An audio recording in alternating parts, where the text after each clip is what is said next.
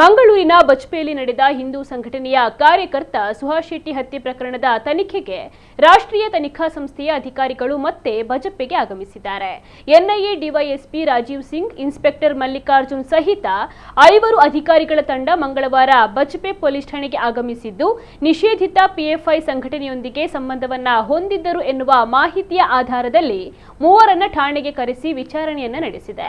ಕಳೆದ 1 ವರ್ಷದಿಂದ ಪ್ರಕರಣಕ್ಕೆ ಸಂಬಂಧಿಸಿದಂತೆ ಎನ್ಐಎ ತನಿಖೆಯನ್ನು ನಡೆಸ್ತಾ ಇದೆ. 2025ರ ಆಗಸ್ಟ್ 2ರಂದು ಮಂಗಳೂರು ಹೊರವಲಯದ ಸುರತ್ಕಲ್ ಮತ್ತು ಬಜ್ಪೆ ಠಾಣೆ ವ್ಯಾಪ್ತಿಯ 14 ಸ್ಥಳಗಳ ಮೇಲೆ ದಾಳಿ ನಡೆಸಿದ್ದ ಎನ್ಐಎ ಅಧಿಕಾರಿಗಳು ಮಹತ್ವದ ದಾಖಲೆಗಳನ್ನು ಒಯ್ದಿದ್ದರು. 2025ರ ಮೇ 1ರಂದು ಬಜ್ಪೆ ಬಳಿಯ ಕಿನ್ನಿಪದವು ಎಂಬಲ್ಲಿ ರಾತ್ರಿ ಸುಹಾಸ್ ಶೆಟ್ಟಿ ಅವರನ್ನ ಕೊಲೆ ಮಾಡಲಾಗಿತ್ತು.